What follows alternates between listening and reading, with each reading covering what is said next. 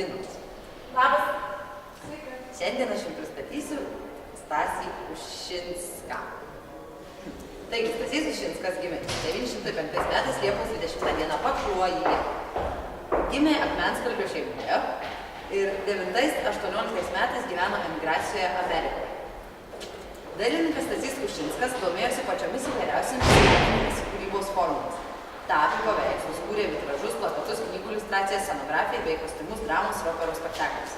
Šis įvairialypis menininkas buvo vienas iš profesionalaus lėlių teatro Lietuvoje kūrėjų. Čia Stasys Ušinskas.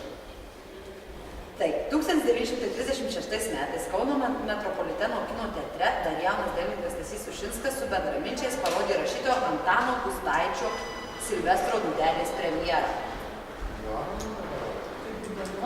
Imtis naujų ir ryžtingų projektų jauną menininką įkvėpė ir jo mokytojai ir tuometinė dvasinė aplinka. Pridursiu, kad jis mokėsi Prancūzijoje, Anglijoje, Amerikoje, Lietuvoje, Šiauliuose, visur.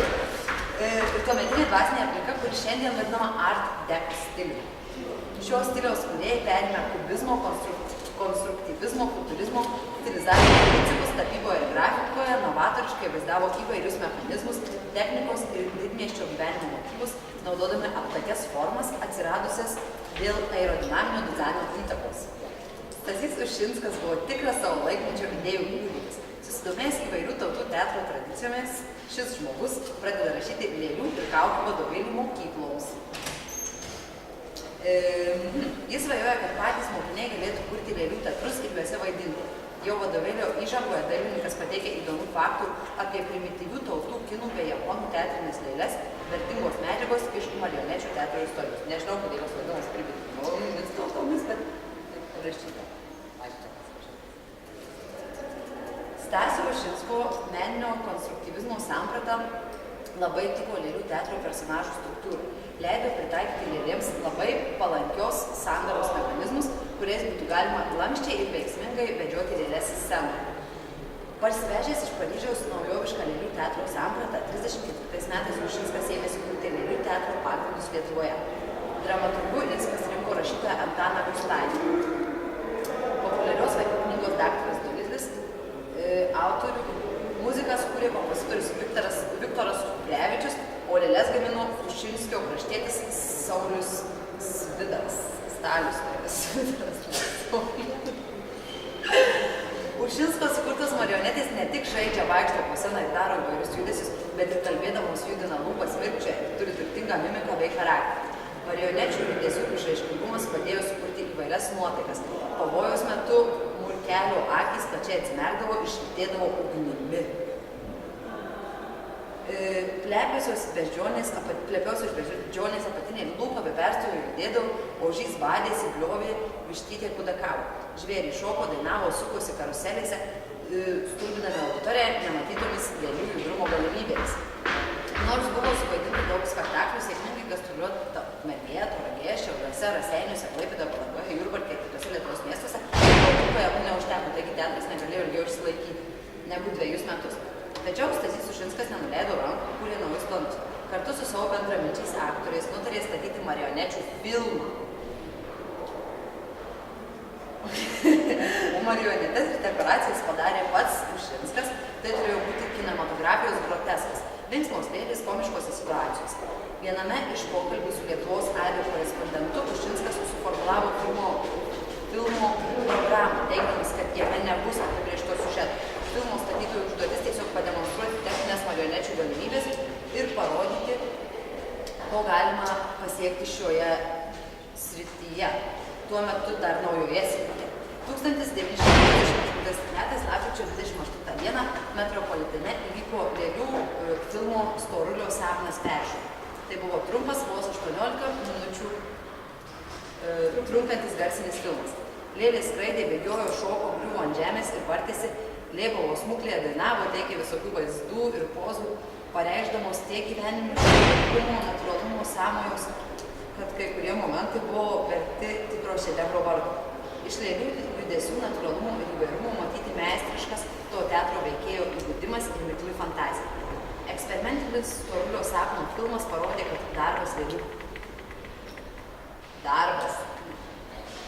lėlių pasiryžėlių nuošaliai niekam nematomas ir negirdimas dirbtas davė tokių gražių baisių.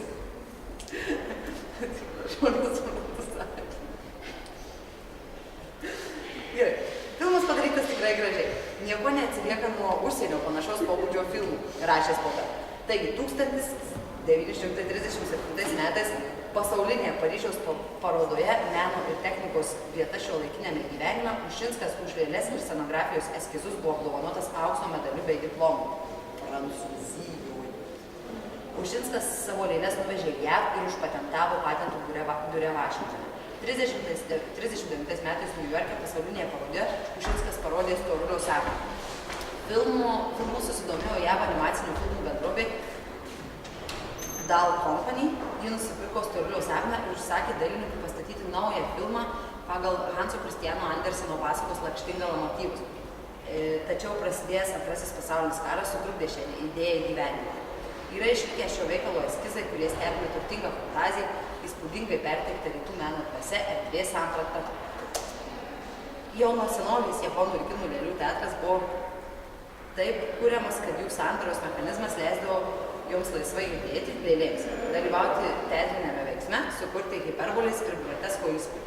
Visą tai atitiko Ušinsko įsitikinimus ir pažiūras, dėl to jis ir pasirinko japonų ir kinų teatro lėlių motyvus. Šiandien yra išlikę pirmojo spektaklio lėlės programėlė pas kompozitorių Kuprevičių. Pas kompozitorių Kuprevičių aptiktas netgi tekstas.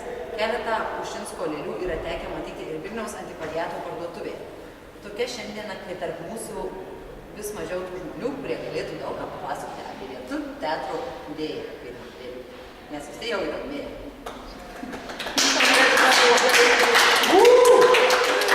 Ačiū, dėskime.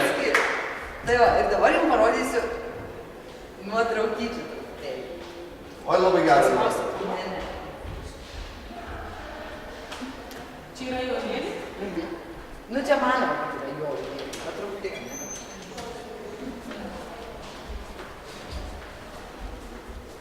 Wow. Va. Kokios spalvotos.